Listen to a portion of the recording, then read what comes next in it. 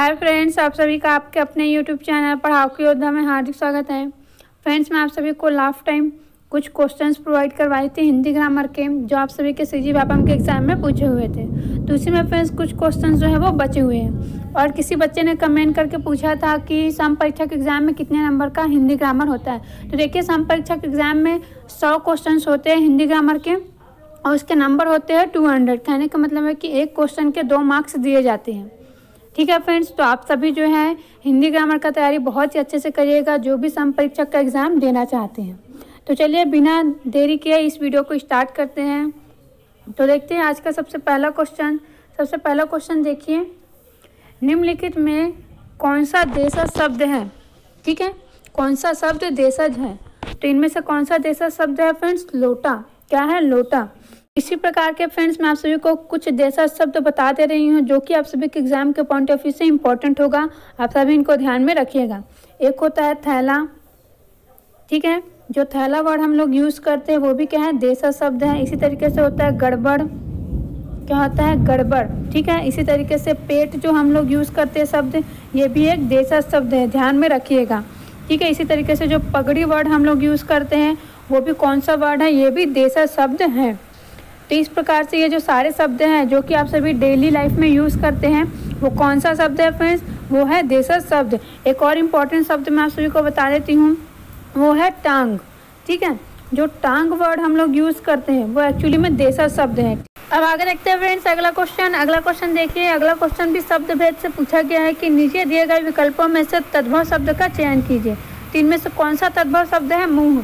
ये जो मुँह दिया हुआ है वो एक्चुअली में मुख का तद्भव शब्द है। ठीक है, जो मुख वर्ड हम लोग यूज़ करते हैं वो कौन सा शब्द होता है? ये होता है आपका तत्सम। किसके अंतर्गत आता है? तत्सम के अंतर्गत आता है। और जो ये मुंह करके दिया हुआ है ये होता है इसका तद्भव। तो दोनों ही याद रखिएगा कि मुंह का तत्सम क्या होता है? मुख। अब आगे चलते हैं अगला क्वेश्चन, और साथ ही आप सभी को बता देती हूँ मैं कि ये जो तद्भव तत्सम है, ठीक है, क्या तद्भव तत्सम, इससे क्वेश्चन पूछा ही जाता है, इसको जरूर पढ़िएगा। अब आगे देखते हैं अगला क्वेश्चन भी शब्द भेद का ही क्वेश्चन है। क्या दिया हुआ है? हमें पर्यायवाची शब्द बताना है। किसका? दामिनी का। तो दामिनी का पर्यायवाची होता है विद्युत। क्या होता है? विद्युत। और इसके बहुत सारे पर्यायवाची है जो मैं आप सभी को बता देती हूँ, बहुत इंपॉर्टेंट है, याद रखिएगा। चपला भी कहते हैं विद्युत को।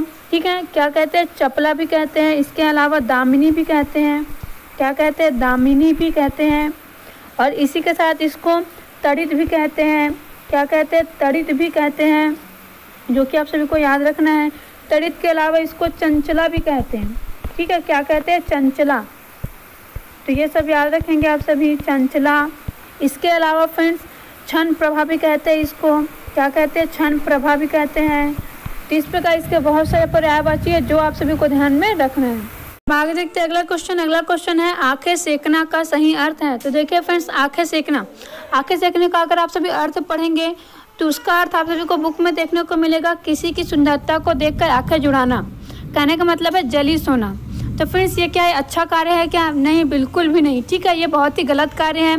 इसी से भी जली सोना जो है वो अच्छा कार्य बिल्कुल भी नहीं होता है। तो इसका आंसर होगा ऑप्शन डी, अनुचित कार्य करना।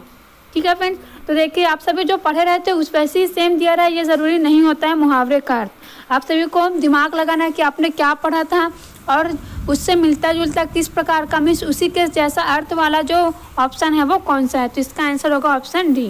देखते हैं फ्रेंड्स अगला क्वेश्चन है व्याकरण की दृष्टि से अशुद्ध वाक्य का चयन कीजिए। तो देखिए फ्रेंड्स, ये तो बहुत ही ज़्यादा ईजी है। यहाँ पर आप सभी देखिए ऑप्शन बी को, यहाँ पर अनेक की जगह अनेकों लिख दिया गया है। ठीक है, क्या लिखा हुआ है? अनेक की जगह अनेकों लिखा हुआ है, और ये गलत है। ठीक है, अनेक को हमेशा सिर्फ अनेक ही लिखा रहता है, क्योंकि ये स्वयं में ही बहुवचन को शो करता है।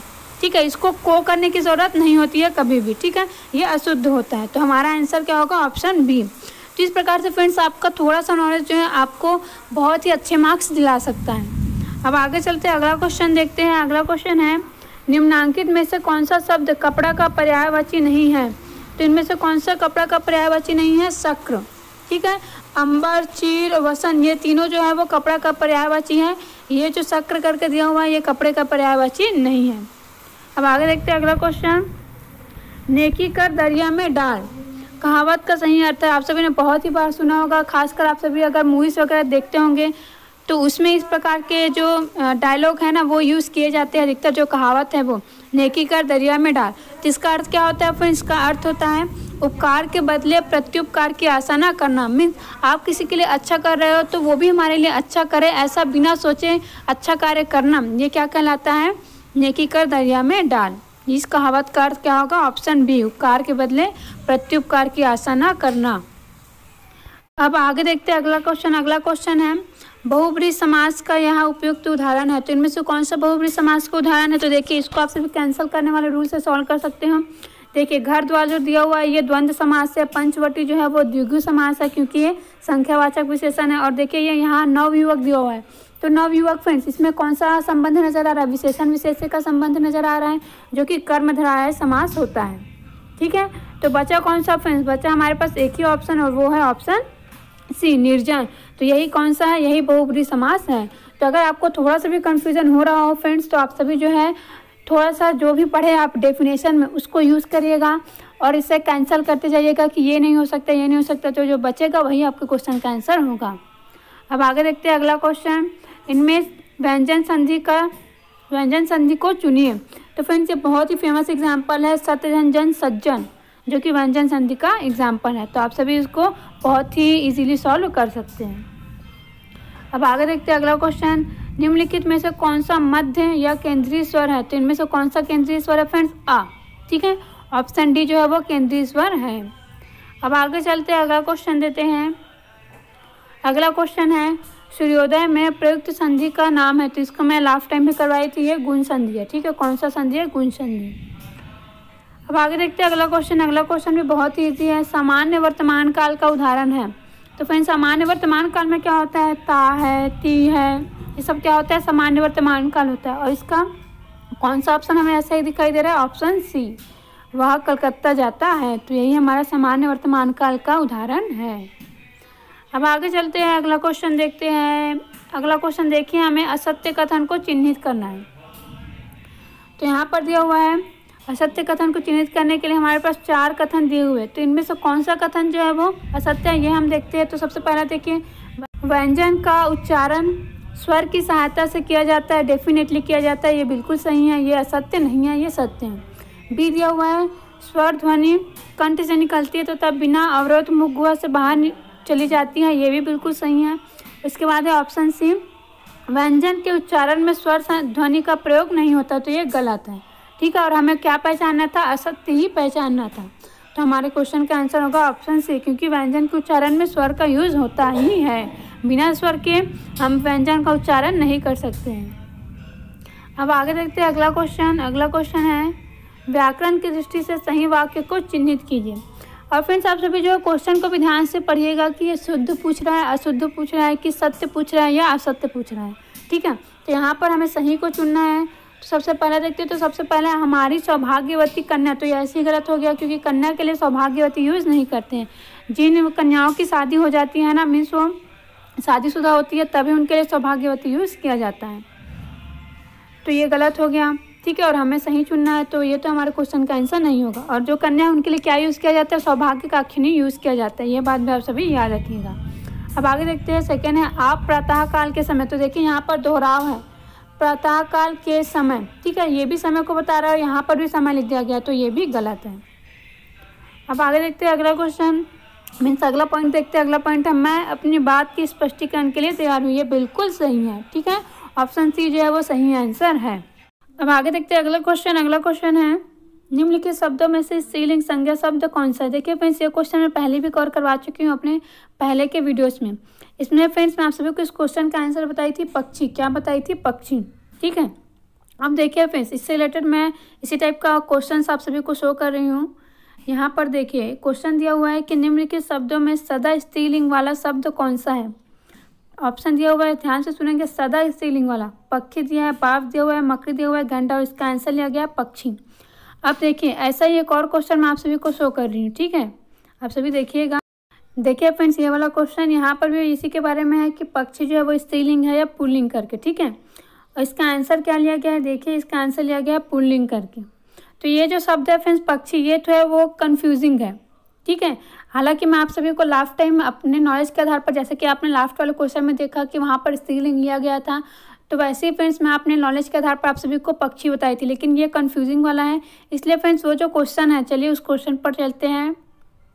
तो देखिए फ्रेंड्स, ये है क्वेश्चन, है ना। यहाँ पर इस क्वेश्चन का आंसर होगा चील, क्योंकि आपने अभी देखा कि पक्षी कितना कंफ्यूजिंग वाला है।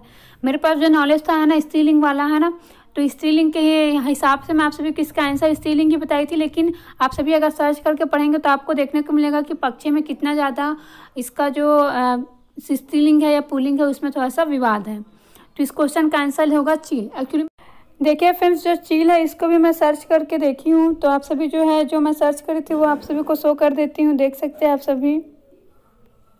ये देखिए फ्रेंड्स, यहाँ पर साफ साफ दिया हुआ है कि जो चील शब्द है वो स्त्रीलिंग है, इस प्रकार से, ठीक है। वो जो पक्षी शब्द है फ्रेंड्स, एक्चुअली में वो उभयलिंग के अंतर्गत आता है, ठीक है। किसके अंतर्गत? उभयलिंग के अंतर्गत आता है।